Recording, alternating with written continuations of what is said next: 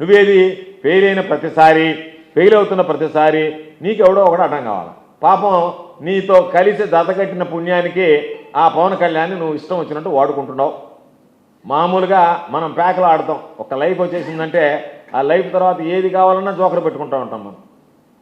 ఆ విధంగా నువ్వు అధికారంలోకి వచ్చిన దాకా వాడుకున్నావు. అధికారంలోకి వచ్చిన తర్వాత అతన్ని నిన్న ఏదొచ్చినా సరే పవన్ కళ్యాణ్ వాడుకుంటూ, పవన్ కళ్యాణ్ కుటుంబాన్ని వాళ్ళ కుటుంబ సభ్యులను వాడుకుంటూ, ఇప్పుడు ఏదన్నా ఒక డైవర్షన్ పాలిటిక్స్ కావాలని అనిపించింది అనుకోండి, దానికి నువ్వు సమాధానం చెప్పలేకపోయావు అనుకో, పవన్ కళ్యాణ్ కుటుంబాన్ని వాడేసుకోవడం మొదలుపెట్టావు. పవన్ కళ్యాణ్ ఎన్ని రకాలుగా వాడాలో అన్ని రకాలుగా రాజకీయంగా వాడుకొని వ్యక్తిగతంగా కూడా నువ్వు పరిపాలనాపరమైనటువంటి సమస్యలు వచ్చినా కూడా ఆయన కుటుంబాన్ని తెర మీదకి తీసుకొచ్చి ఆయన దాని మీద మాట్లాడు.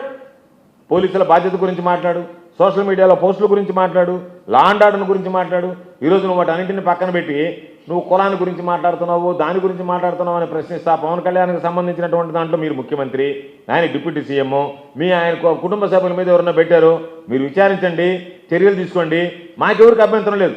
దానిని ఆ సమస్యనేదో నువ్వేదో పాపం ఏదో ప్రజల సమస్యలాగా చిత్రీకరించేటువంటి ప్రయత్నం చేసి ప్రజలకు ఉన్నటువంటి అనుమానాలు, అసలు పవన్ కళ్యాణ్ గారిని ఎవరేమన్నారు, ఆయన కుటుంబ సభ్యుల్ని ఎవరేమన్నారు, ఎప్పుడు అన్నారు, ఎక్కడన్నారు, మహిళల పిల్లలంటే ఈయనకి ఏదో అపారమైనటువంటి గౌరవం ఉన్నట్టుగా, ఇంకెవరికి ఈ రాష్ట్రంలో కానీ ఈ దేశంలో కానీ చంద్రబాబు నాయుడిని మించి ఎవరికి గౌరవం లేనట్టుగా ఆయన ఉపన్యాసాలు దంచిపోయేటువంటి పరిస్థితి ఏర్పడింది. కాబట్టి కుటుంబ సభ్యులను రాజకీయాల్లోకి లాగడం అనేటువంటిది తన సొంత కుటుంబ సభ్యుల్ని తన రాజకీయ ప్రయోజనాల కోసం వీధుల్లో వేసుకునేటువంటి వ్యక్తి చంద్రబాబు నాయుడు గారు.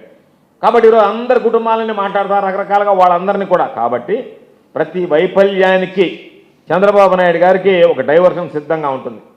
హామీలు అడిగితే జగన్మోహన్ రెడ్డి గారు, ఏదైనా సమస్య వస్తే గత ప్రభుత్వం, రైతులు ఏదన్నా సమస్య అడిగితే గత ప్రభుత్వానికి సంబంధించి, మహిళలు ఏదన్నా మాట్లాడితే ఆర్థిక పరిస్థితి బాగోలేదు, లా అండ్ ఆర్డర్ గురించి అడిగితే సోషల్ మీడియాలో అటు జరుగుతుందని చెప్పి లా అండ్ ఆర్డర్ని పక్కదారి పట్టించేటువంటి పరిస్థితి, సాయి కృష్ణ మీద గురించి జరిగినటువంటి కేసుల గురించి మాట్లాడితే పవన్ కళ్యాణ్ కుటుంబాన్ని తీసుకొచ్చి దాన్ని అక్కడ మధ్యలో పెట్టి డైవర్షన్ పాలిటిక్స్కి సంబంధించి. కాబట్టి ఈ బురదలుడు డైవర్షన్ పాలిటిక్స్ కోరుకోవటం లేదు.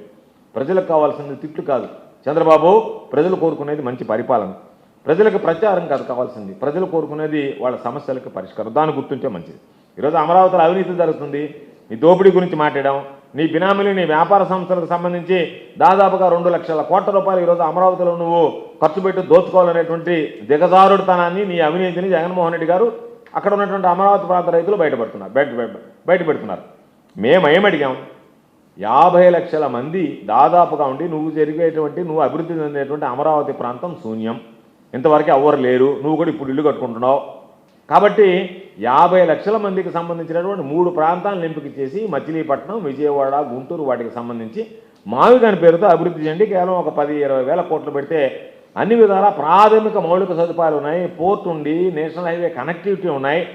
ఇంత పెద్ద అవకాశం ఉన్నటువంటి ప్రాంతం, త్వరగా అభివృద్ధి చెందేటువంటి ప్రాంతం, తక్కువ ఖర్చుతో అన్ని రకాలైనటువంటి మౌలిక వస్తువులు మనం కల్పించగలడానికి అవకాశం ఉండేటువంటి ప్రాంతం. కాబట్టి దానిని మీరు ఎంపిక చేస్తే బాగుంటుంది అంటే దాని మీద అవహేళనగా మాట్లాడడం, ఎగతాళి చేయడం. కాబట్టి జగన్మోహన్ రెడ్డి గారు చెప్పిందంటే తప్పే ఉంది. నువ్వేదో ఒక దేవతల రాజధాని కడతానంటున్నావు, దేవతల రాజధాని అనేటువంటిది దానిలో ఏమి ఇప్పుడు మీరు 2 లక్షల కోట్లు ఖర్చు పెట్టి మీ బినామీలకు కాంట్రాక్ట్ వర్క్లు ఇవ్వడానికి ఉపయోగపడుతుంది తప్ప ప్రజలకు అది ఉపయోగం కాదు. ఆల్రెడీ కొంత అభివృద్ధి చెందినటువంటి దాంట్లో రాజకీయానికి సంబంధించి ఆ కారిడార్ డెవలప్ చేస్తే ప్రజలందరికీ ఉపయోగంగా ఉంటుంది, అందరం కూడా దానికి సంబంధించినటువంటి అది ప్రజా రాజధానిగా ఉంటుందని చెప్పి జగన్మోహన్ రెడ్డి గారు ఒక సూచన చేశాడు. దానికి సంబంధించి ఆయన స్పష్టమైనటువంటి ఆలోచనతో ఉన్నాడు. దానిని మీరు ఎగతాళి చేయించడం, దానికి సంబంధించినటువంటి దాంట్లో ఈరోజు మేము చెప్పినట్టుగా ఏదైనా సరే అభివృద్ధి కోణంలో అడిగేటువంటి ప్రశ్నే తప్ప ఇది వ్యక్తిగత అవసరాలు, చంద్రబాబు నాయుడు వ్యక్తిగత అవసరాలు ఉన్నాయి, అమరావతి బంగారు బాతులాగా. కాబట్టి రోజు దాన్ని పిండుకునేటువంటి పనిలో ఉన్నాడు. కాబట్టి జగన్మోహన్ రెడ్డి గారు ప్రజలకు సంబంధించి ఏ విధంగా ఈరోజు అభివృద్ధి కోణంలో అడిగాడు, ఎన్ని విద్యా సంస్థలు ఉన్నాయి, వైద్య సదుపాయాలు ఉన్నాయి, సముద్రానికి సంబంధించినటువంటి పోర్టు ఉంటుంది, దానికి ఆధారిత పరిశ్రమలు వస్తాయి, ఇప్పటికే ప్రాథమిక కొన్ని మౌలిక సదుపాయాలు ఉన్నాయి, త్వరగా అభివృద్ధి చెందుతుంది, ప్రజలు అక్కడికి చేరుకోవడానికి సులభంగా ఉంటుంది, ప్రజలందరూ కూడా ఉపయోగంగా ఉంటుందంటే మీరు అమరావతిని ఎవరు ఆపాలంటున్నారు? ఎవరు ఆపాలంటాంలే. ఇప్పుడు రైతులను నువ్వు త్రిశంకు స్వర్గంలో పెట్టావు, వాళ్ళకి సంబంధించినటువంటి వాళ్ళ దగ్గర విశ్వాసాన్ని కోల్పోయావు, నీ దోపిడీని వాళ్ళు బయట మాట్లాడుతున్నారు, నీ దోపిడీ అవినీతితో ప్రజల మధ్య నమ్మకాన్ని విశ్వాసాన్ని కోల్పోయి ఇప్పుడు వాళ్ళు అడుగుతున్నారు, వాళ్ళు అడిగేటువంటి ప్రశ్నలకు సమాధానం చెప్పలేదు. వాళ్ళకి మద్దతుగా వైఎస్ఆర్ కాంగ్రెస్ పార్టీ పోతే మీరు రౌడీలతో దాడి చేయించారు, రౌడీ మొక్కల మీద వాళ్ళని వైఎస్ఆర్ కాంగ్రెస్ పార్టీ నాయకుల మీద మీ రౌడీ మొక్కలతో దాడి చేయించి వాళ్ళ కారులు పగలగొట్టి వాళ్ళ అద్దాలు పగలగొట్టి, అంటే అమరావతి పేరెత్తితేనే చంద్రబాబు నాయుడు సహించలేకపోతున్నాడు అనేటువంటి దాని మీద ఈరోజు మనం. కాబట్టి అమరావతికి సంబంధించినటువంటి దాంట్లో రైతులకు ఇచ్చినటువంటి హామీలు అమలు చేసావా? వారు భవిష్యత్తు మీద నీకు స్పష్టత ఉందా? భూములు ఇచ్చినటువంటి రైతులందరూ సంతోషంగా ఉండాలని చెప్పి నువ్వు భావిస్తున్నావు. వాటికి సమాధానం చెప్పమంటే వాడికి ఎక్కడ సమాధానం చెప్పేటువంటి పరిస్థితి లేదు.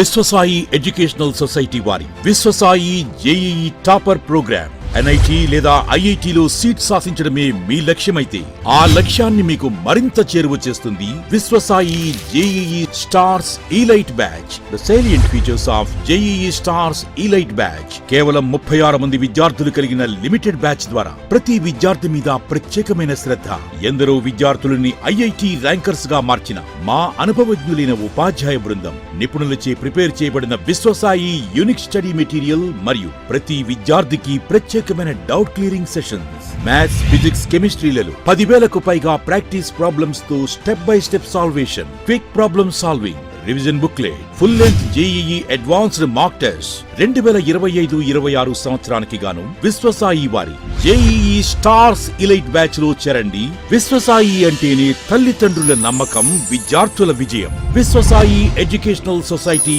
నెల్లూరు, తిరుపతి.